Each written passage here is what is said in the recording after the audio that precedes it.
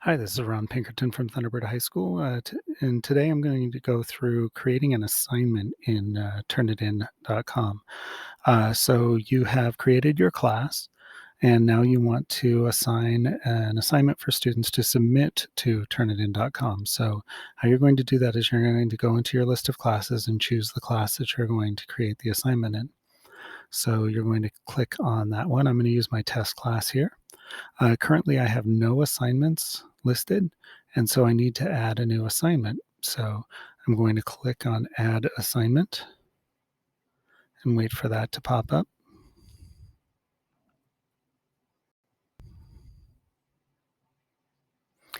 And here we go. We have our new assignment set up here. Now I'm going to call this Assignment 1.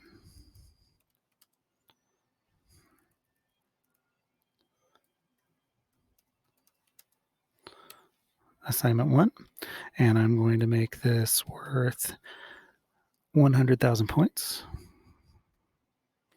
And today is June 5th, so I'm going to make that my start date. The start date is the moment the students have access to the assignment, so they can turn in their assignment anytime after that start date and time. It defaults to the moment that you're setting up the class or the assignment, so quite often I just leave it as is. However, if I want to get ahead of the game and prep something but not have it show up for the students, then I can change that and have it set to a later time. The due date, it is up to me when that can be turned in. Now the default time is 11:59 p.m. So you can have the students give them until the very end of that day to do it, or you can change that to the beginning of the class period, whatever works for you. And the date you're going to want to choose, it defaults to 1 week from the day that the assignment was set up. But let's say I just want to give them 3 days to do that, so I can set that there. Now, the post date is the date the students, once they have submitted the assignment, they can go back and view anything within the assignment. So if you want to make them sweat and not let them see the plagiarism checker until a week or so later, that's up to you. But typically, I just do that. I set that for the same as the due date, and um, and then I don't have anything to worry about there. Um, they can see it as soon as it is available to them, as soon as they've posted it.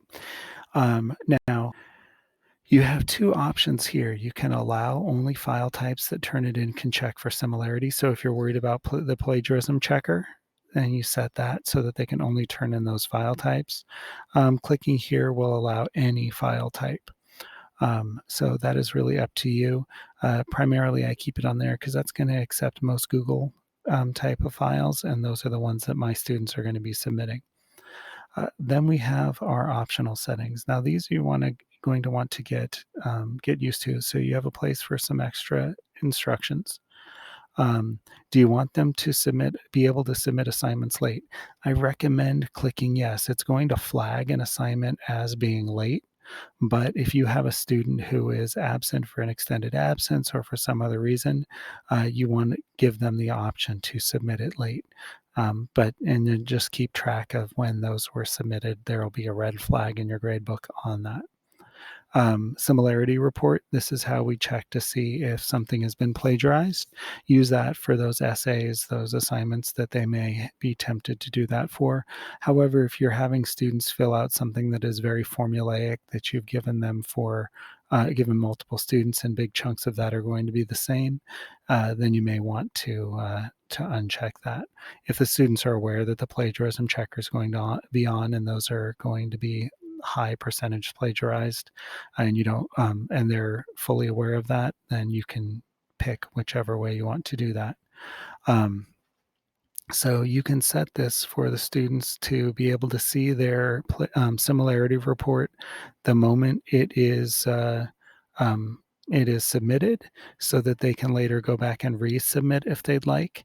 That's something I like to do. So if a student realizes, man, I shouldn't have tried to do that, I'm going to go back and redo it. They have the option to do that. It does allow you to exclude bibliographic materials, so things that are quoted, that sort of thing, it will be excluded. Typically, I don't exclude those, even though I expect quotations in my papers. But it's an easy way for me to see where they included those quotes as well. So I usually leave that on, and I just expect a higher similarity report in those cases. Again, there's an option there that I usually keep those both turned off. Excluding small sources, so that is the I can choose to exclude things that are smaller bits, not the longer pieces. And so that's up to you if you want to, give them a break on those smaller phrases. Um, I usually have it show everything, and then I judge that based on the paper itself. And then I like my students to see the similarity report so they know what I'm going to see. Do you want it submitted to the standard paper repository? That is going to show it's going to show the paper in their database, meaning other teachers will be able to see if a student copied from your student's work and vice versa. It won't see the student's name, so you can be sure that their privacy is kept in place. And then you can see where it's going to be searching from. So if you're worried that somebody's going to plagiarize from another student, you want to check there. If it's going to be plagiarized from the internet, you check there. If it's going to be plagiarized from periodicals, journals, and publication, you can check there. I keep all of these checked because I never know where my students might be trying to plagiarize from.